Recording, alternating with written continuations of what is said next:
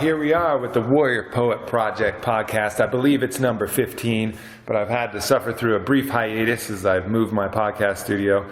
So here we are in a slightly echoey room at my house with none other than the Vengrin brothers, and they are master poker players and working to be masters at life, as are we all. So pleasure to have you guys here, and looking forward to getting in and exploring some things with you guys. Thanks for having us. Yeah, definitely. Absolutely. So let's talk about poker first. All right.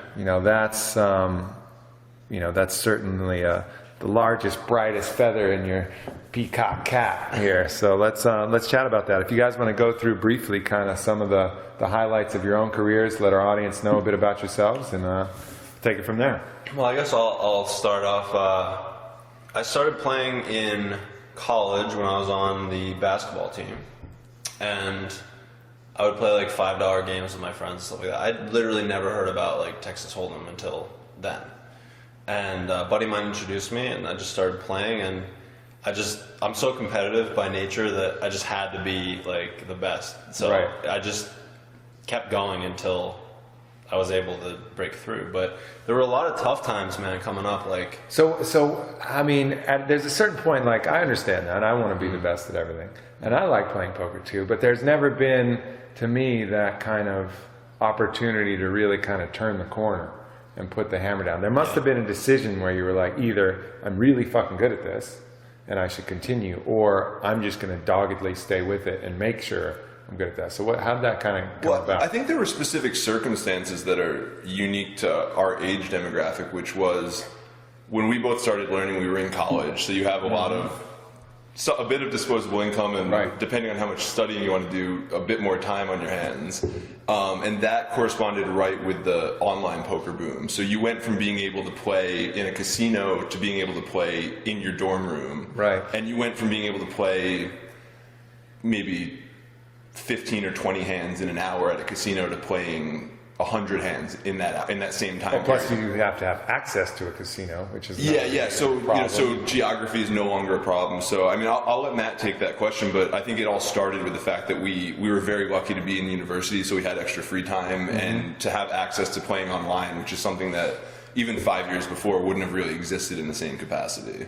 Makes sense. Yeah, to answer your question, I would say like the turning point was I was in my college dorm room with one semester to go, and I don't suggest this for other people. This is just my path. I woke up and I asked myself, am I happy here? And the answer was no. So I was just kind of learning how to play, and I was like just winning a little, losing a little. Wasn't ever making any serious money. I think I didn't have that much to my name, under 5 figures, and I just told myself, you know what, I'm just going to go to Vegas, and that's it, and I'm just going to be successful, and that was it. And so you dropped out of school? Dropped out of school. Yeah, it was the scariest thing I've done.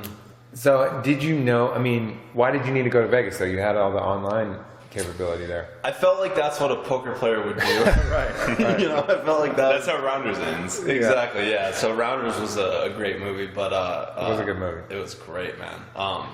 So that was kind of. Do you think that movie helped facilitate the poker boom a little? Oh, I think that would be the third criteria. I think a lot of young people had time. I think online poker was available, and it was a mix between Rounders and the whole Chris Moneymaker winning the World Series of Poker main event in 2003, I think. 2003, I want to say. But he was an accountant who turned, I think, $10 online into a $10,000 entry into the main event, and then he won it for $2 million.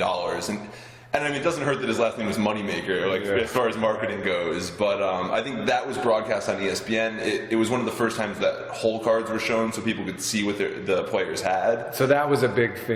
I think people who are our age who play poker, they reference Chris Moneymaker winning it, Rounders, the movie, or both as kind of what got them into the game. The televised nature of showing the hole cards, which made it enjoyable to watch. Viable spectator sport. Yeah, and I mentioned that we were in college, but Matt started playing $5 games in college. I did the same thing. I was playing with friends as like an excuse to drink beer on a Friday night. Right. So it comes back to, I think people saw it on TV. One friend was interested in Hold'em. Got their group of friends involved, and then I wasn't that person who pushed it, but I was the one who took to it, I think, more than anybody else, and really enjoyed the game and wanted to pursue it and dedicate a lot more time to it. Yeah, interesting. Well, let me finish here with Matt's story. So then, at a certain point, you make the decision.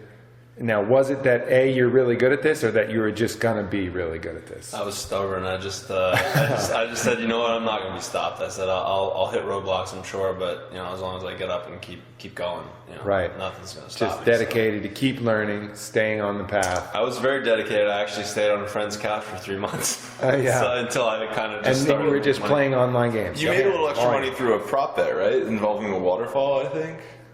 Oh yeah, that was just kind of a funny side story.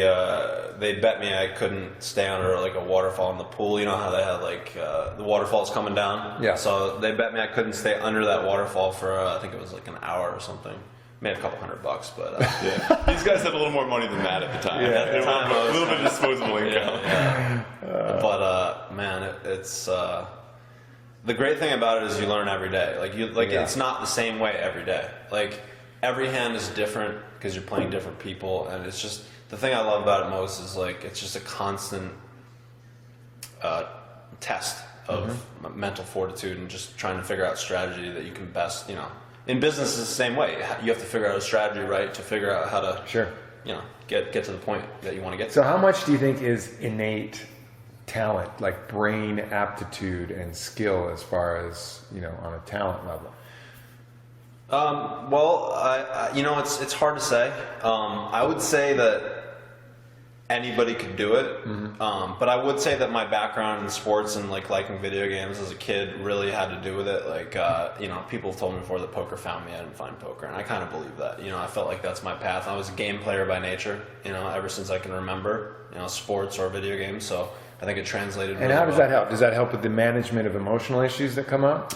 That's one of the things it helps with. The other thing is strategy-wise, I was on the chess team back in 6th grade, and what chess is about, you play chess before? Sure, I play chess. So chess, you want to think as many moves ahead as you can, right? That's the whole goal. Yeah. And it basically... Which is for me about 3. That's pretty good, but by the way, that's pretty good. Most people can't think that high. But, so in poker, it's the same thing. Poker is just like chess. Right. At its core. Which is, okay, if I'm going to do this, what are their options? What can they do? And how can I counteract those options? And then if you keep going further... and what do I think they're going to do? Right. What do I think they're most likely to do? Right. And how do I react to that? So how much of that is, do you think, computation? Like on a backgammon table, the math wizard is the champion. Like I have a friend who's the world backgammon champion. Yeah. And he's able to calculate the odds of the dice rolling here and there, and it's purely a mathematical equation for him. And he's just sharper, has a better mind than anybody else, more computer-like, and so he wins. And there's some element to that because you're constantly calculating odds, but there's also the element of reading a human. I mean, backgammon, maybe they move some things in strategy, but it's really about what dice are most likely to come up. I think more of the variables are known to everybody at the table in backgammon. I think in poker, it's... I think that knowing the math is really important, but you don't necessarily have to do the calculation in your head. If you play enough, there's something called Poker Stove where I could put in the hand I had, the hand you had, and calculate what the exact odds were of my winning or your winning. And is that an iPhone app? So you can get an iPhone app. But the whole point is when you've played for several years, when you have a hand that you're interested in, you go back and you input the data, and then you find out the percentages. And so the next time you encounter that situation, you know what the odds are. You might not know down to the 5th percentile, but pretty closely what your odds of winning or losing are. But that's only part of it. Well, because we're humans, we're not machines. I'm sure that there's instances where you guys have a hand that you like. Yeah. It's like, yeah. I like that. Or you have a far superior hand and you lose, and you react by playing worse going forward, down the line, instead of saying, okay, that happened. It's unlikely that that's going to happen again, but if you're an 80% favorite, it's still 1 out of 5 times you're going to lose that hand. Yeah. And if you react really poorly to that and you lose your mental focus, then that's more important than knowing the odds and kind of the whole idea of skill that you might have. So that goes back to your emotional control, which you learn in sports. Same way with anything. Any athletic endeavor, you get a bad call, you get something that goes against you. It's number one. It's challenging to fight back from that. Throw an interception. The way I describe it, chunk up an air ball. Exactly. The way I would describe it for Matt is he played basketball through college, so very competitive through sports. And he also played this game called Ultima Online. We both played, which is an online multiplayer game where it's pretty easy to spend 10 hours in front of a computer. Warcraft. Right. So you basically took a highly competitive person and someone who's capable of sitting in front of the computer for long hours, and you combine that into a poker player, and it's pretty much the prototype you would hope for. It's true, actually. Yeah. I got it. But yeah, so like the odds are important, and the way it works is like, as a professional, over the long term, if you play 1,000 hands where you're a favorite, let's say 10,000 hands. 10,000 hands where you're a favorite, you're going to win the majority of those hands, right? But if you play 2 hands or 5 hands, it could go against the odds, and you could lose. Sure. So a lot of the strategy happens like, okay, I think I have the best hand, but this guy has more chips than me, and I'm risking my life. I'm risking my tournament life, which is what we specialize in tournaments, and that's just like sometimes way more important than the odds and stuff like that. But that's like something you gain. Well, sure. If you have it seems like odds. if you have a competitive advantage in your innate skills, and you're on a 50-50 hand with someone, it doesn't pay off for you to push in that 50-50 hand. Exactly. Because over time you'll grind out the easier. victory and get it easier playing higher odds. You're exactly right. So that seems to make sense. Oh, I think there's also, for example, a friend of ours, Greg Merson, won the World Series of Poker main event this year. And Michael Phelps, who's from Maryland, so is Greg, was in the stands cheering him on because Michael Phelps plays a ton of poker. And you find that there's a lot of ex-athletes or people who have dealt with injuries who can't really do the sport that they were used to, who have kind of come into poker as maybe the second chapter in their life, like after the sport that they played competitively, because you get that. Your blood starts racing. Like you can break into a sweat if you're not used to bluffing, or you're not used to having the best hand and staring someone down.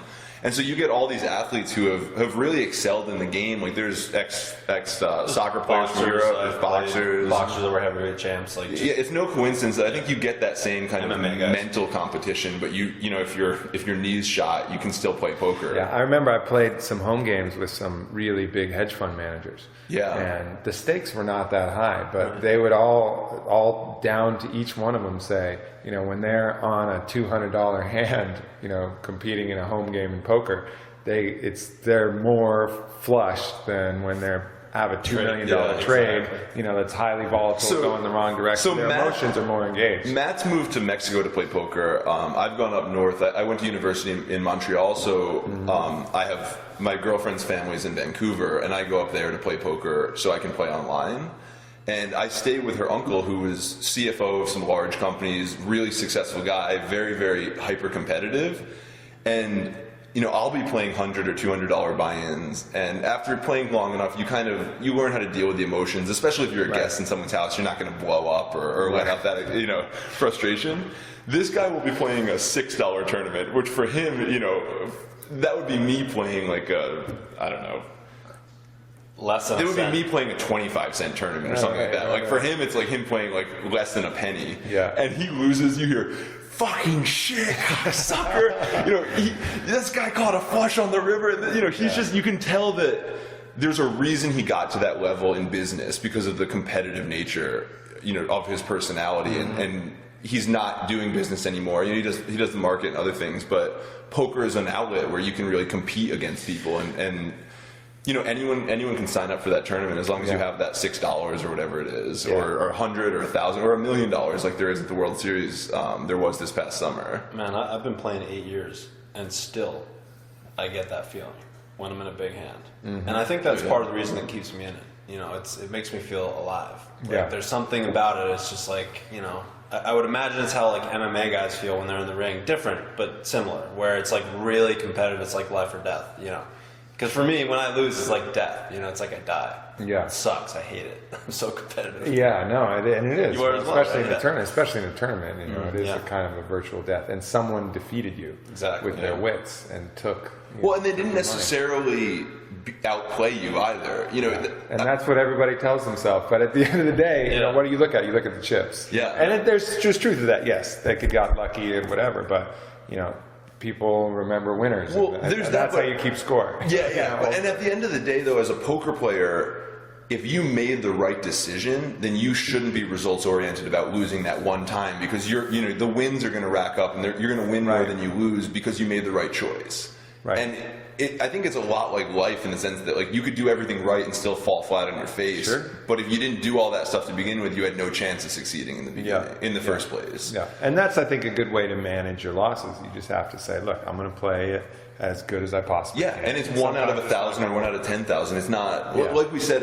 If either of us went and put 50% of our net worth on a poker tournament, we'd be idiots. We're good at poker, but I'd rather put that money on black or red on the roulette table. Yeah. Because the odds of beating 8,000 people or whatever the main event would be they're so skewed against you. Mm-hmm. But if you can play that same tournament 1,000 times or 10,000 times, then your skill's going to win out and you're going to see real profit, and it would make more sense, which is why bankroll management is almost as important as the skill in poker. Right. Like not putting too much of your money at risk to the point where you risk financial ruin, but also you can't mentally handle the loss. It's the same thing with trading. I was my father was a futures trader, commodities trader, and I would open small accounts and just basically get minimum contracts, mini contracts, and things that I could kind of play around with.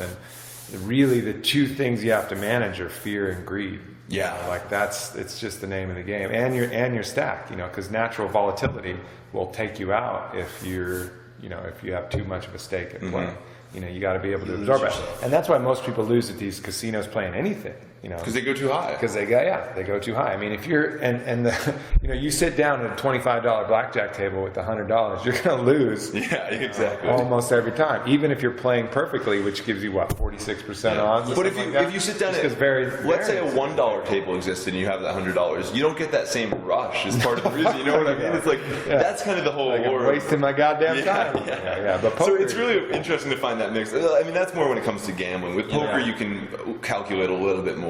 So let's say you have Candyland on one side of the luck scale, where you're just rolling dice, and you just happen to be the machine that's part of that. It's all luck. Yeah. And then you have chess on the other side. No luck, zero luck. All skill, All skill. So where do you think poker? Let's say Candyland's at 1, chess is at 100. Where do you think poker kind of falls?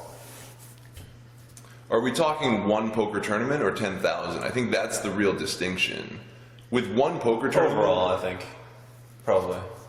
I mean, I guess the thing would be every time you sit down. I mean, overall, luck should even out. So it should be we're talking about the margin being skill. If there's any skill margin and you extrapolate it over time, then skill value goes to 100%. So we have to say it a shorter term. Yeah. Sitting down in a poker tournament or a poker. I just said I think if I had my last $100, I would rather put that on black or red than put it in a poker tournament where there's 2,000 entrants or something like that. Right.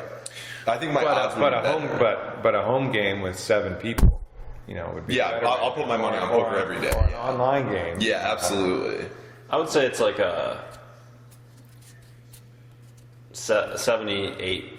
78. Yeah. So it's pretty high. I would say the skill quotient is pretty high. That means someone who's considerably worse than you would win 1 out of 5 times against you. Well, if we're playing, let's say it this way. So let's put it this way. It's a little easier to do. So if we're playing 5, let's say we're playing 10 times. Okay. Mm-hmm.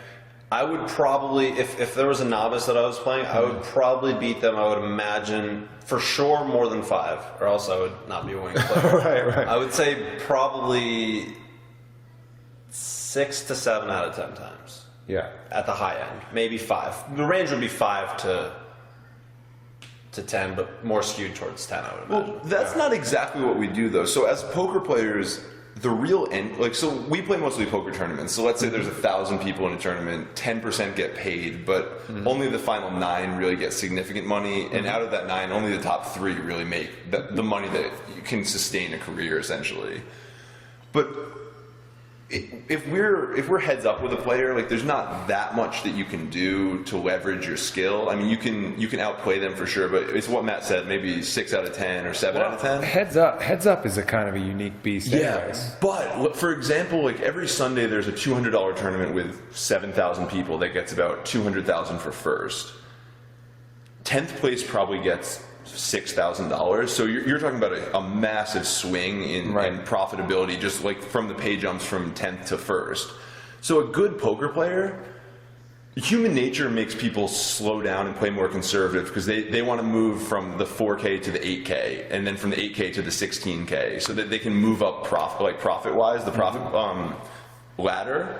But the good player says, everyone else is getting more conservative, I'm going to raise every hand, and I'm going to put the fear of God in these people because they're afraid of busting in 10th place and winning only 4K, so they'd rather almost make a worse poker decision, but potentially survive longer. Yeah. I mean, I've been in the summer in Vegas where it'll be towards the end of the night and someone will have like 6 big blinds, which is a very small amount. That's where you go all in or you fold. Like you don't have any room to really do anything differently. And someone will fold and show me a really good hand, and they'll say that they folded because if they survive to the next day, they can tell their wife they made day 2, and it'll rationalize them coming to Vegas and spending $1,000 or $2,000. And like so human factors. The reality is they're shooting themselves in the foot. They're costing themselves the chance of making any money in exchange for the equity of being able to tell their wife that they made the second day and like to rationalize why they're in Vegas. Mm-hmm. So I think a lot of poker, there's the skill element, but there's also just taking advantage of human nature and figuring out when someone's scared and taking advantage of that, and figuring out when someone isn't scared and slowing down a little bit because they're not going to slow down. Yeah, there was and one example of that is back before I hit any big scores, I was in the Sunday Million that Jared was talking about. It was a $500 buy-in, and first was like $250,000, and 18th was maybe like $2,500, right? So obviously the money's all on top. So I had a choice there. This was one of the biggest points in my career where I had a turning point. Was I said, you know what? All these guys are playing a little conservative now, and so wait. So how many people were left? So 18 out of like 2,000. Where was your stack? I was like kind of in the middle to the lower percentile. Right. And I said to myself, you know what? I could either just play regular poker and hope to get lucky, or I could just take this and I could just raise every hand. And I was like, you know what? What's the best strategy for combating people that are not playing aggressively? Well, it's to play aggressively against them. So that's what I did. Mm-hmm. And I ended up chopping it. It was my first big score. We chopped up the prize money with 5 left. I ended up getting like $130,000 or something like that. Which is way better than $2,500 if I would have just been. Well, the whole point, sure. If it's $2,500 for 18th place, you might have to finish 18th out of 2,000 people 100 times to make the same amount of money you'd finish if you do 5th place once. Exactly. So it always pays to err on the side of aggression and to try to get those big payouts because winning a tournament once is way better than taking 9th place 10 times. Yes. And so we haven't really gotten your background. You had a pretty strong finish in the World Series early on, right? Is that right? Or was it another big tournament? Yes and no. I mean, I'm 2.5 years younger than Matt. Mm-hmm. And it's interesting, like, Matt was really, really exceptional when it came to seeking out quality poker players and seeking out advice and talking to them about strategy. Mm-hmm. I was incredibly lucky in the sense that I started playing a lot of online poker, similar to when Matt did. I guess a year or two later, because I would bug him for $10 or $20 so I could play like a $1 tournament. And every week, and in his defense, he'd tell me that I shouldn't do that, and then send me the money every time. So he was trying to teach me a lesson, but also being a good older brother.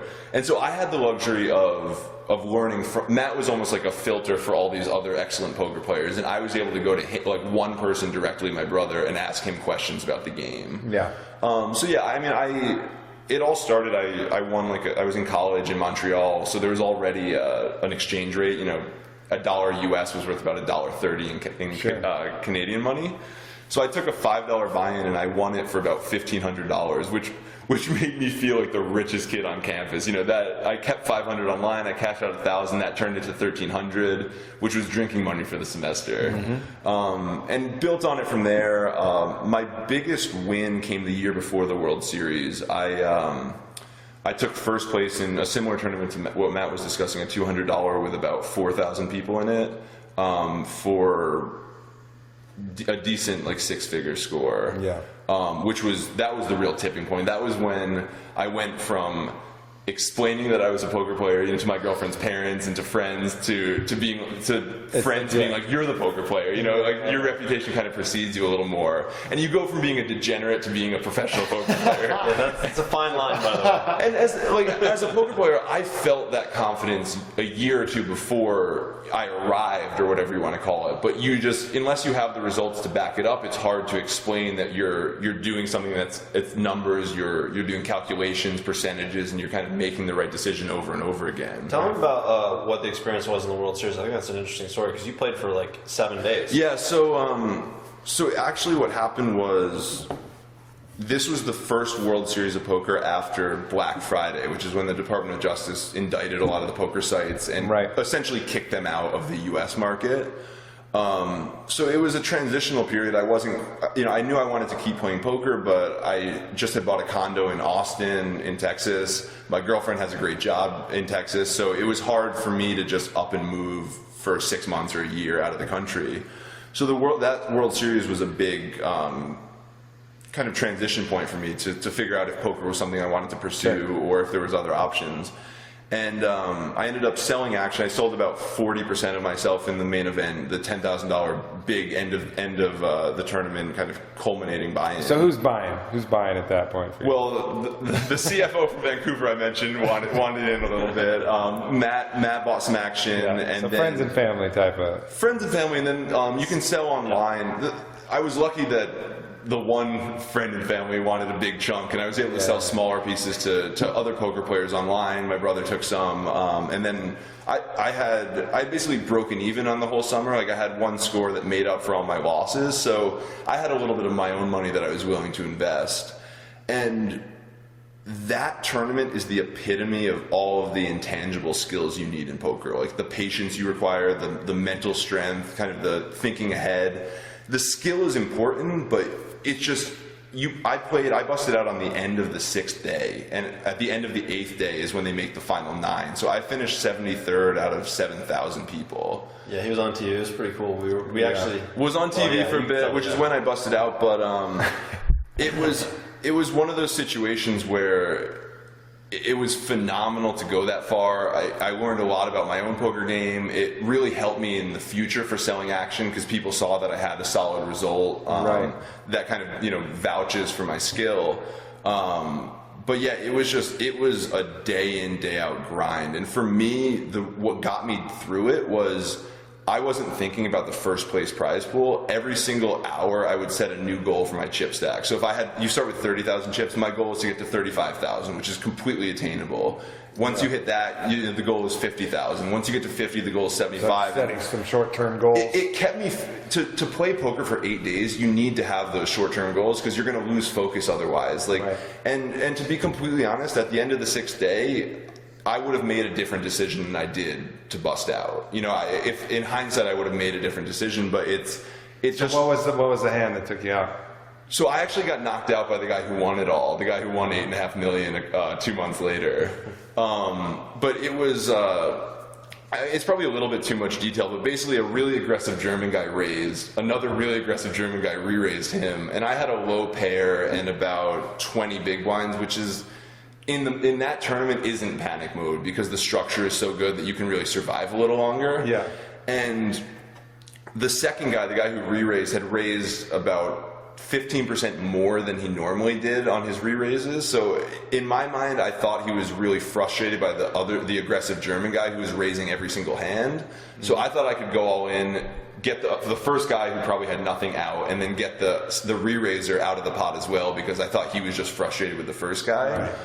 And the reality is that might have worked, but it wasn't worth it. Like the risk reward wasn't there. Where, for example, I busted 73rd. If I had folded that hand, I would have busted. Someone else would have busted in the next 10 minutes, and I would have bumped up $18,000 from $90,000 to $180,000. So it was a costly, fairly low to moderate risk play. So the reward wasn't worth it for the amount of risk. Right. So what happened? So the German guy called with Ace King, the first raiser. Oops. Which actually, I had a low pair, so I have About actually even, a right? 53% chance with a lot of dead money in the pot, so that would have been great. But the second guy thought for about 5 or 6 minutes, almost folded, and then he called with queens, which he's calling with queens, kings, aces, and maybe ace king, but he's folding jacks, tens, and nines. So it was right on the cusp where I actually would have beat ace king. Yeah, if the guy folded with queens If the behind, queens folded, which is he very well could have. Like, he was really pained to do it, and he made a great call. He tripled up, and he ended up winning the entire tournament. So that was a key moment. So it was for a him. really key moment for him. I actually talked to him this past summer, and it was really funny because he said that he would have rather won a $5 million pot in Macau where no one knew about it than win the $8 million and be the face of the World Series of Poker and deal with all the publicity and You're a real deal celebrity if you. Yeah, absolutely. And nobody remembers second. His name is Pius Hines. He's a great guy, like really, really good guy, and I was happy for him. But obviously, I would have much rather spiked a 4 and won the turn or won the hand and gone on farther. But that's just like kind of tournament poker in a nutshell. It's like one decision over 7 days. Can be it. Sure. And that's why I love poker so much, is because I like that. I like kind of trying to figure out how not to mess up. So that's been a real part of your journey, is kind of mastering the emotional, kind of intangible, almost spiritual, you could say, side of poker. So what's a little bit of some of those lessons that you've learned along your journey there? Well, there was maybe I can sum it up in one hand, and then I'll talk more about it. Last summer during the World Series is sort of the first summer I started like listening to my instincts, like just listening to the first instinct I had, and that was what I did. And this is after, you're saying last summer, you'd had a lot of big scores and a lot of big successes. I think you look online, what are you at, 1.6 million in earnings or something like that? Like 3.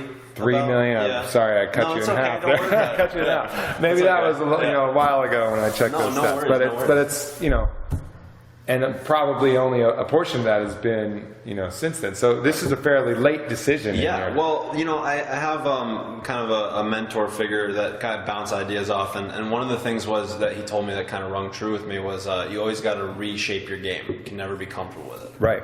So do you think that finally you got to the point where your instincts were good enough to trust, or should you have been trusting them all along? Well, I probably should have been trusting them all along, but that's sort of the first time when I realized, like, you know what, like maybe there's more, for me at least, maybe there's more to this game than odds and hands and situations. Maybe it's like, maybe like you can kind of tell what's going to happen in your gut and maybe just avoid those situations, right?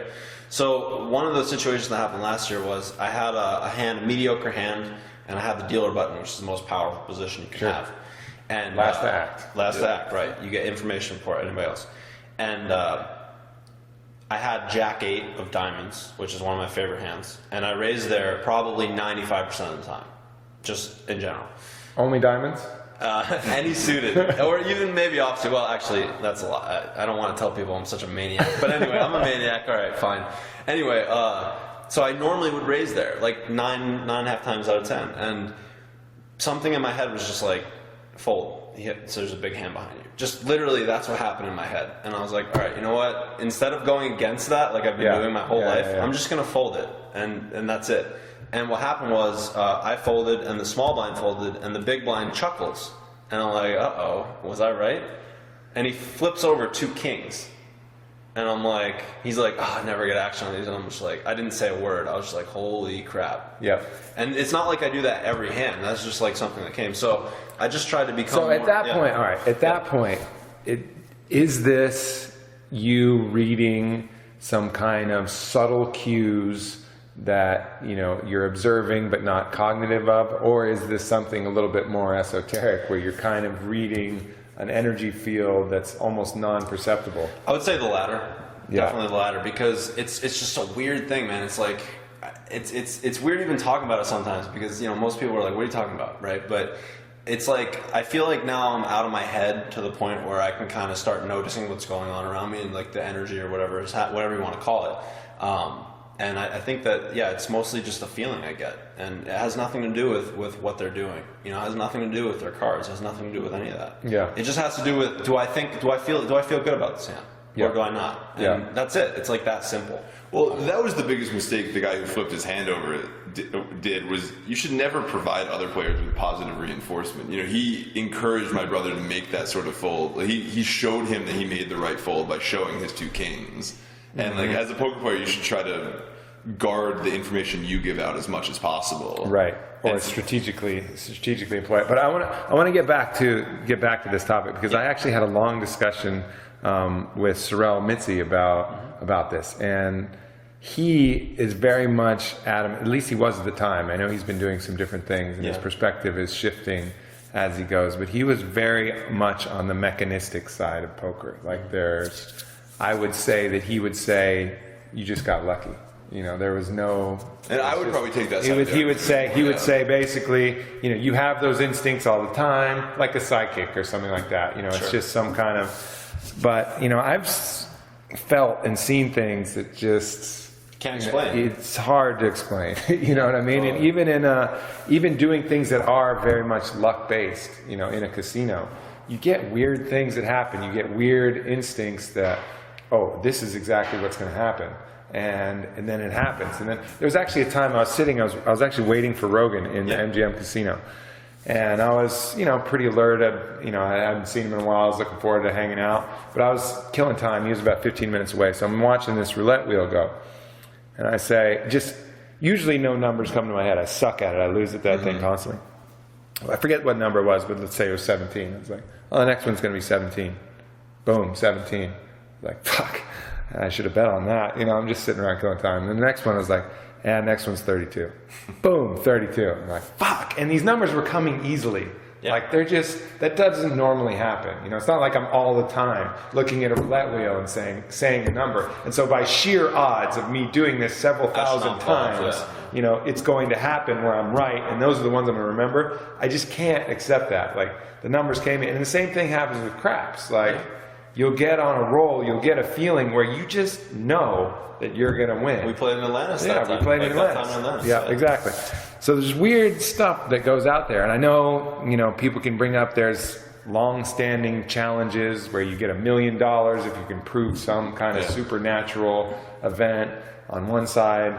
But then you have the other people with these random number generators on the other side. And this whole conflicting mess, but I tend to agree with you that there is a little something more to the fabric of just pure odds. I think it's when you attach meaning to something, it's harder to see it. You know, like for example, if you were betting big money on there, I mean, I don't know, you're probably comfortable betting, but if you're betting, it's different than if you're just looking, kind of just totally. You know what I mean? Totally. And I think it's like you get kind of clouded. For me personally, I get clouded when the what's the best way to say this? When I am focused on my intent rather than the outcome, it seems to happen better. Like it seems to be more clear to me. And it's hard to not focus on the outcome when you have too much money. Exactly. And that's why I think a lot of people slow down in tournaments like what we were talking about before. It's like when there's 18 left, why do they suddenly just... When it's most important to not slow down, why do they? And it's like, look, if you're going to enter a and I even do it sometimes still. But I have to catch myself and say, you know what, if you want this, take it. That's what I say every time. If you want it, take it. Stop, you know, just expecting that you playing the same poker they're playing, you're going to win, because that's just luck. Right. That's luck, right? So I definitely think there's something to it, and I definitely think every day I'm picking up something new, and I know that, you know, the guy that kind of is my mentor, he just knows these things. Like, he's like just in tune with it. And it's hard to explain, but he just, like, he's called me. I told Jared this the other day, and Jared and I differ on this, you know.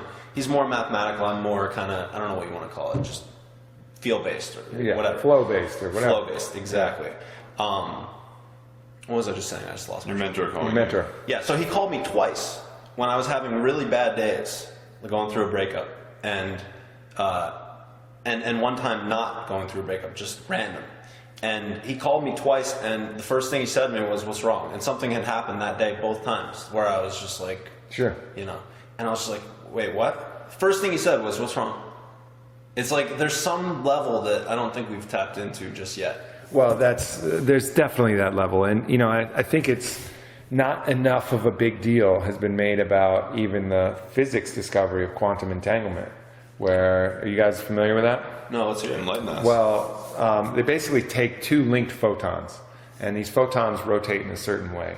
And so they can separate them by put one in Germany, put one in the United States, move it all the way across the world.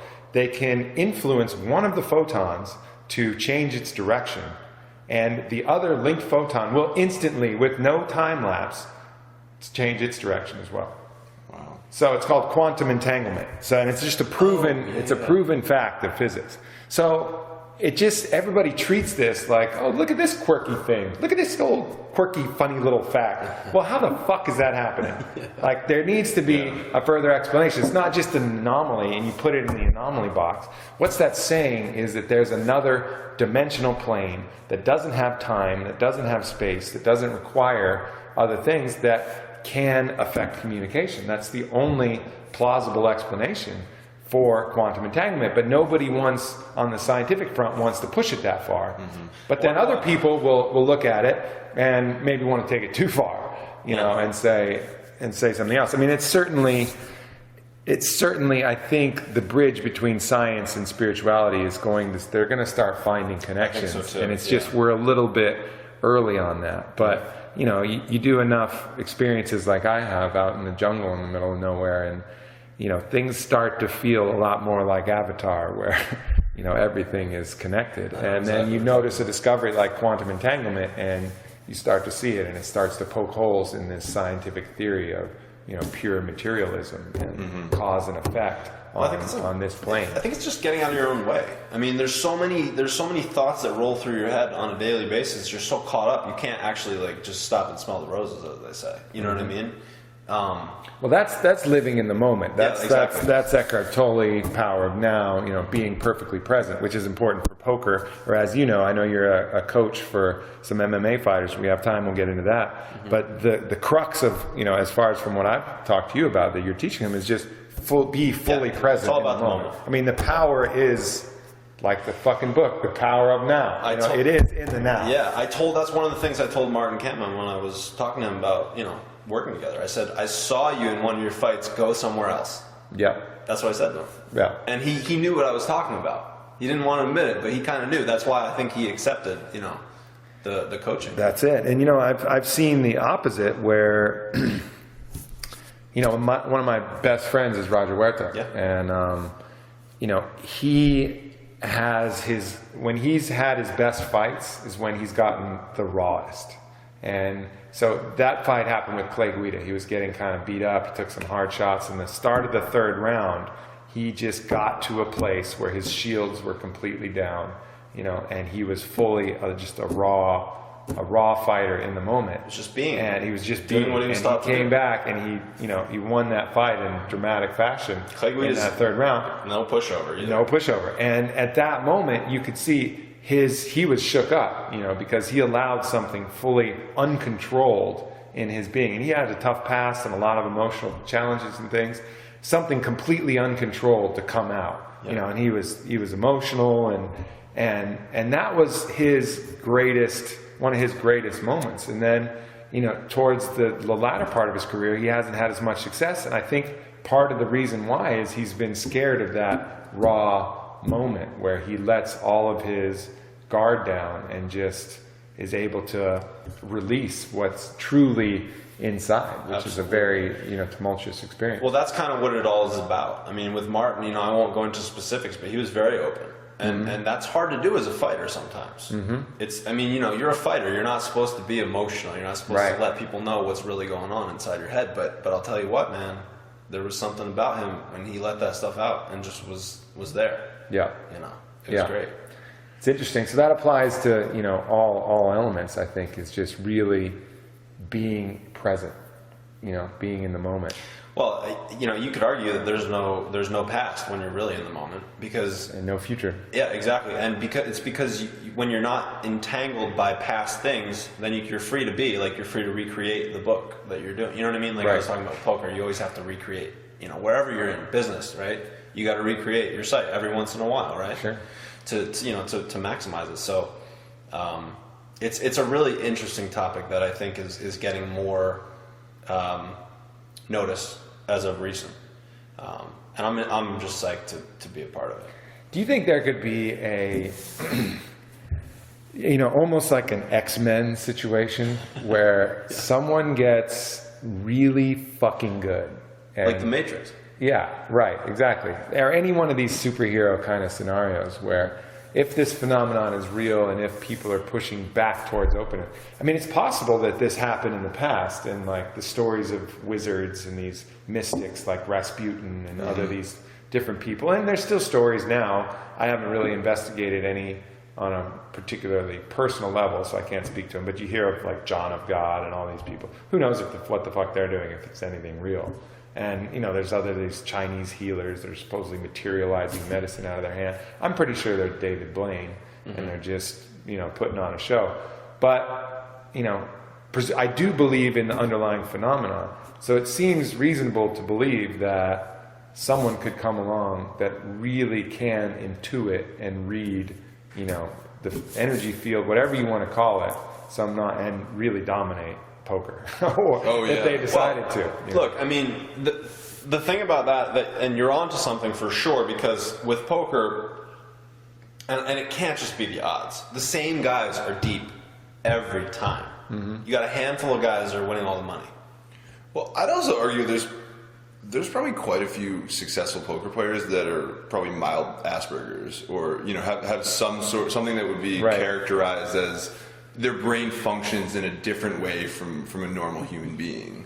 And I mean, you could look at Asperger's as a mental illness, but you can also look at a lot of the incredible inventions and creativity that can come out of something like that. So I mean, you could argue that we are here, or even a lot of prophets or people who could see the future back hundreds of years ago. You could also argue that they were just what we define as mentally ill now, and it's what kind of label you want to put on that, whether it's someone who can see another dimension and interact with that and bring it to this world, or whether it's someone who literally just has a few chromosomes or molecules that are incorrect, or whatever you want to call it. Because I've been twice to a certain state of being, and I had to have help. I'm not naturally that gifted at getting there on my own, but twice. Once when the Iboga experience, and once in particular during the ayahuasca experience, where I felt like I was tapped into fully a different plane, where I could see things in a crystal clear level, get answers, get access to that on a certain level. I'd be interested for just scientific inquiry to see, how far that extends, when you're in that state. But the problem is it's so hard to reproduce that state. You don't know you're in it until you're in it. You know what I'm saying? So the study design doesn't make sense. Like they did some study where, I think it was actually on the Joe Rogan Experience, they had some physicists trying to debunk being in the zone. He was trying to debunk being in the zone. So his criteria for being in the zone, they were doing it with basketball, was you make 2 shots in a row, are you more likely to make your third? Well, I can make 10 fucking shots in a row. Doesn't mean I'm in the zone. Like, I'll tell you when I'm in the goddamn zone. Don't look at the fucking stat sheet and try and tell me when I'm in the zone. It's an intangible thing. I can miss a shot and be in the zone. That's not the point. Usually the results follow. Yes. But being in the zone is a state of being that is subjective.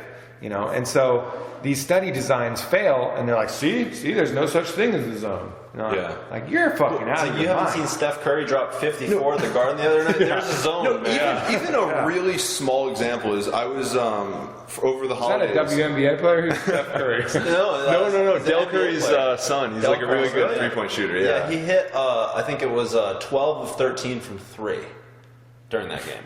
We'd have to ask him, but there's a very good chance. Well, man, even this past holiday, I was in Costa Rica. I was in the pool with a friend of mine, and we were throwing the frisbee around. And this little kid who's like 8 or 9 years old, he comes over, and we're throwing to him. He's catching it, but he's afraid to throw it back to us. Right. We try to work on it. We try to get him to do it, and eventually, he's ready to throw it to us, and he goes, "I'm gonna fail, or I'm gonna mess it up," and he throws it, and it goes 5 feet to the right and hits a wall, and he failed and he messed up, and we literally sat him down and said, don't put that out there. Right. Like, just clear your mind and just throw the frisbee. And for the rest of the day, he had a great time, and he never threw it off again.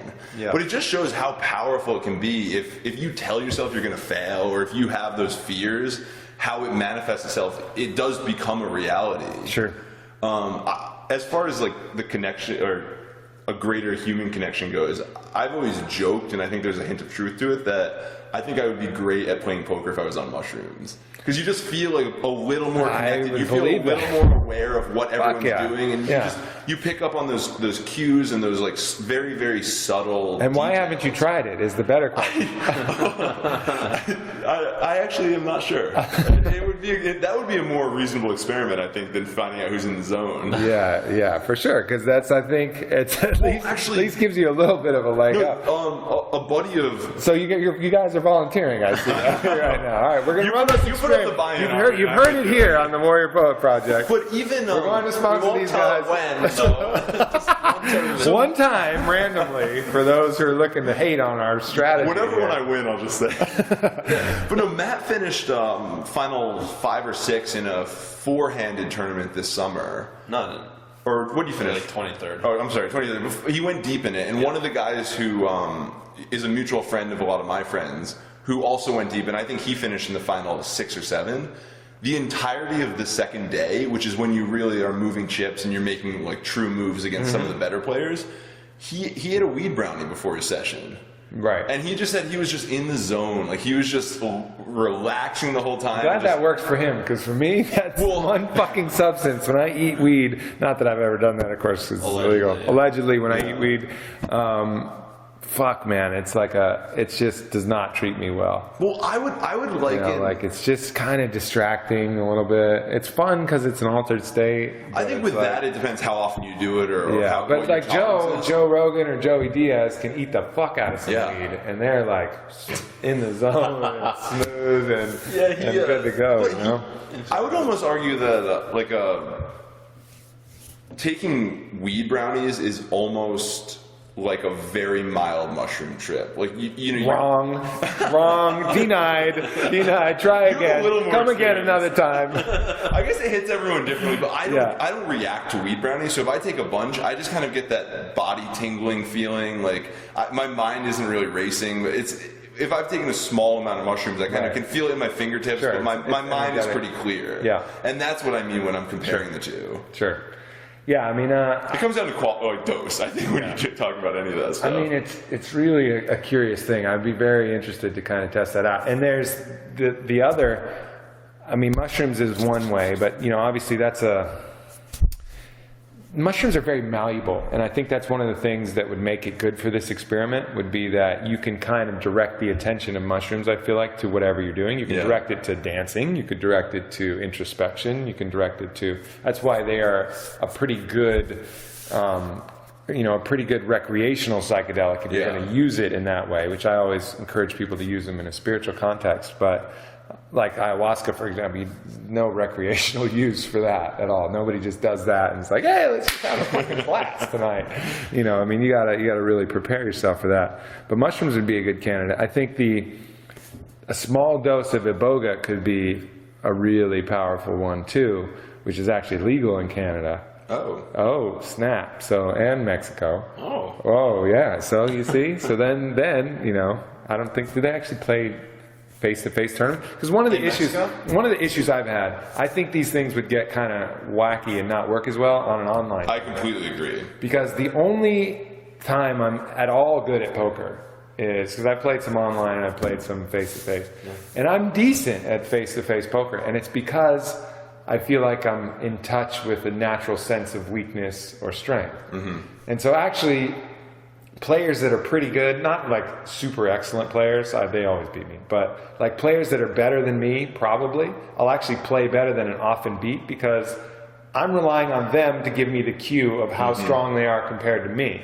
And I can read that pretty accurately, and they can read the rest of the table and understand that. So it's like I'm tapping into their knowledge base by determining what their thoughts are of strength and weakness, and then acting on that cue. But if I'm playing with a bunch of duffs, they don't know if they're strong or weak. They can think they're strong as shit, and really they're weak. So if I tap into them, they don't know what they're right or wrong. Oh, my girlfriend and I will have like a $10 poker tournament, and we invite friends over, and everyone assumes that I'm just going to queen up. And you can't play against people who don't know what they're doing. It's a good you can't outplay someone who has no clue what they're doing. Like there was a time where I once thought someone was really weak, so I bluffed them with nothing.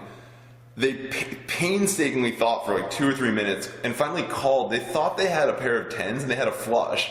So, so they called me with the worst hand, and they did it anyway. And then it turned out they didn't even know what they had. So you can't really trust a novice player like when you're getting a read that they're nervous or they're excited or not. Yeah. And again, not caring about the money is another big thing. I was out. I was with Heath and Sarah out in Vegas, and I was playing a tournament at I think the Fitz, some really shitty casino in Old Town, and I was more there to just hang out with them. And so I was having a lot of drinks, and they wanted to do this, so I was going to do it. And that was my way to sit at the table and bullshit with them and hang. And I was playing completely loose. Like I didn't give a fuck. Like I was just as happy to bust and whatever. But I ended up chopping that tournament with the winner, because I was just loose and I was playing. The bluffs were coming easy. I was like just doing whatever I could, and that was a real eye opener for me. Isn't that like the key, like life though? It's like if you don't attach yourself to an outcome, you're way more free to play and to create and to have fun, right? So it's like you didn't care that time. Yep. If you cared that time, I would argue you may have chopped it, but it would have been right. No way. Okay, You would have just wanted to be at the table. You would have like winded down and just not had the. Well, no, I would have started thinking about it. Exactly, I would have gotten nervous. I would have hesitated when the move. It's not about what you do, but it's about how you do it. When you pick this up and your heart's not even racing, you're like, fuck it, I'll move that stack in there. Yeah. That's what you do when you're really Oh yeah. So just acting like that is the difference. Whereas if I was tight, I would have been thinking about it. I should have left. No, I should. Oh, it's too late. Oh shit, it's too late. Oh fuck it, I got to do it anyways. And then you move in, and it's a totally different play. When I lived in Montreal and I was first starting out, there were often times where I would start playing at 9 p.m. after a night class and register through midnight or 1 a.m. And there was a midnight tournament, a $75 buy-in that would get about $6,000 for first, a few hundred people in it, and it would end at 4:30 or 5 in the morning. I have won that tournament more than any other tournament in my life. I think I won it 4 or 5 times because around 3 a.m. my brain would just shut off and I would just be clicking buttons, and like it wasn't like I was just getting lucky, but that thought process in between what I knew I wanted, what Matt talked about, which is going with your gut or just like your first read. There was just no second thoughts in my head, and I was just clicking buttons, and then before you know it, your head's up. Yeah, that Zen principle of no mind. You know, interesting to build on that. In my previous games, playing like 10, 12-hour days sometimes, I used to be exhausted at the end of it because I was thinking about everything, and I was just being a cerebral poker player. What's changed in the past year, and I talked about this with my mentor, it's hilarious. It's like I played a 12-hour day, and I was fresh at the end of it, just completely fresh. And I was like, "What is this?" He's like, "Well, thinking hurts your head a lot, man." Like basically, he says, like, stop thinking. He called you stupid. One thing your mentors said to you, then you reiterated to me, which I've always kind of remembered, and I was reminded. The other day I was out, and somebody who's known me through other friends, I've never really known him. He looks at me and he looks me pretty earnestly in the eye and says, "So I have a question for you." He said, "So how does it feel?" And I know what he meant. Onnit's been very successful, and especially for this Austin group, he's seen me basically move from a variety of different projects, Fleshlight, other different things, to having a very successful company, and obviously, my girl's fantastic. I have many blessings in my life. But I think the answer he wanted was, "Oh my God, it's fucking like unreal. I would have never, But the truth of the matter is, it took me getting to the point where I really expected this to happen, and this was no surprise to me. And that's like the secret, and I do feel very blessed. But the secret for me is that I always kind of knew this was coming. It wasn't a big surprise. It wasn't a surprise, Exactly. and that was something that your mentor said to you, and you can finish off the story, but basically what he said to you about winning the big tournament. Well, I think what he said, basically, he said, you asked him, I don't know if you asked him, but, when am I going to win the World Series? And he told you, he said, you'll win the World Series when it's not that big a deal right, exactly. for you to win the World Series. Exactly, yeah. So he basically said, like, you can't put meaning on things. Like, you just have to, like, be there. You have to just, like, just trust yourself. And when you focus on, what we were talking about before, when you focus on just the process, the end comes. Mm-hmm. And, it's just the meaning we put on it. It brings me back to high school. When you see that beautiful girl that you think you can't have, you put her up on this pedestal, and there's no pedestal. You're creating the pedestal. Mm-hmm. You could just go up to her and say, hey, you want to go out? And she'd probably say yes, because all the other guys were looking at her and saying nothing to her. Yeah. And it kind of goes back to that. It's like, and I still am guilty of this sometimes. I still place a lot of meaning on tournaments sometimes. It's hard. It's hard. It's a learning process. It's a process. It's one of life challenges exactly. to really do that. But I think there's something to be said for exactly that example he uses. I mean, at the point where you're ready, that whether you win or lose, it's no big deal, and even winning is no big deal. That's when you're going to win. Exactly. And when for me, it took me getting to the point where creating a really successful enterprise would be basically I feel like I'm just doing what I'm supposed to do. Well, it's as easy as hard as you make it, right? Right. Just humbly going in and just doing what I'm supposed to do. And when these great things happen, which from the outside, this person who didn't know me, wants me to react like I won the lottery. Yeah. No, I feel very blessed, but this was part of the fucking that plan. That happens in poker a lot, where acquaintances, they see or they hear about the big win that you have. So they might hear that Matt won $130,000. They don't experience the terrible sessions where everything goes wrong and you lose money. They don't know that. They don't think about the taxes you're paying on that money or the money you lost leading up to that score, and they just see that result and think that it came so easy. Because if that result came down on a parachute to them, they would be flipping out, doing a jig, dancing, but they hadn't taken. I think there's a certain demographic of people that make a lot of excuses, and they're almost making an excuse when they ask you how it feels, because it's like all this lucky stuff happened to Aubrey. Like, how does it feel to be so lucky? And it takes luck to be successful, but it also takes a whole lot of hard work. And the luck comes with it, but all you can control is the time that you put into each project. Well, I mean, as you said, you've been here 2 days out of the 3 months. Yeah, traveling. And that's it. Working. Oh yeah, I mean it's a grind emotionally and physically and all that, but it's also look, I'm getting to do exactly what I would want to do if I was going to carve it out. I mean, Dana White has a pretty sweet job too, but other than a few specific cases, Rogan's got a good gig, of course, but I'm sure there's a time where it wasn't that good. It wasn't as good as it looks. Of course, and even still, it's not. I've seen how hard these guys work, and everybody. There's another side to all of that as well. But look, I'm really living. I'm living the dream. But I think that the key thing that I remember is that. You achieve these things. It's kind of almost unfortunate, but when you achieve them, at the point you achieve them, you've been expecting to achieve them for a long time because you've had the confidence and the belief. Like Bruce Lipton saying in The Power of Belief, you've believed that that's where you were going to go. That's where you were going to be for so long that if you truly believe that you're going to get somewhere, which is the only way you are going to get somewhere, by the time you get there, it's not a surprise anymore. Well, even that big poker win I mentioned, like I said, in the eyes of a lot of people around me, it changed. I went from a degenerate to a poker player. But in my mind, for a year or two before, I knew that I had that skill. You knew you were there. I knew I was there. It's just, I didn't have the results to prove it, but I knew that I had the skill to do it. And that's key. Belief. Yeah, and to add on to what he said about that, he basically said it has to not mean anything to you. Yeah. And I was like, wait a second. I was like, hang on. I was like, so I wouldn't get the rush of winning. He's like, no, it just means that you could have it or not have it, and it's fine. and I was just like, whoa, you're blowing my mind right now. Yeah. But it's true. It's like when I don't care, when I don't look at prize pools, is when I win. When I look at prize pools is when I don't do as well. And it's like that with business. It's like that with anything. It's like you almost have to expect it to happen, and it has to not be the end of the road for you. It just has to be a normal thing in your life. And that comes back to what we said about the end game of poker is where you really make all your money, because human nature is for people to slow down and get more conservative and think about the first place prize pool and play worse as a result.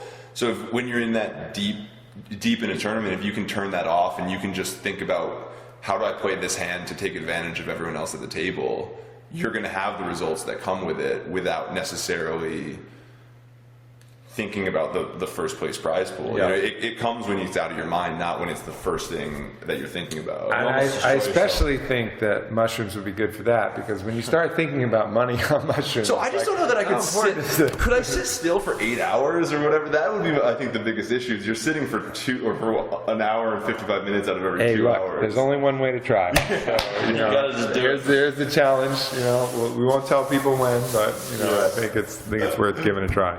Or the iboga, small doses. You don't want to go over the top. You're going to be in a world of hurt. You're going to be in a world of hurt if you do a little bit. If you overshoot on the iboga experience, you're going to be in trouble. You don't want to puke at the table. No, that's Clean not up on table 7. Yeah, that's not ideal. Well, you can't even see anything. So it's fucking. It's a bad. Or whatever bodily fluids it might be. Yeah, whatever it is. You don't want it on the table. Well, Vengrin Brothers, this was a real pleasure to have you on. Where can people find you if they want to hear more? You got some Twitter accounts? You got any blogs or anything like that you want to tell people about? No blogs right now. I'm Vengrin J on Twitter. Matt Vengrin on Twitter. Buy Poker with a Purpose. It's $10. 20 of the best poker players in the world. 100% of the money goes to charity. Also, we've been writing articles. Poker with a Purpose. Where can they get that? Amazon.com. It's only an ebook because the charity we chose this time was planting trees, so it made sense not to cut them down to make it. Makes sense. We've also been writing a lot of articles for Ultimate Poker, which is a site that Matt can tell you actually more about. Yeah, thanks for mentioning that. So Ultimate Poker, we're writing some articles now for Ultimate Poker, which is owned by the Fertitas, I believe. I mean, it's their company. The Station Casino owners, great guys from what I hear, and lucky to be in that boat.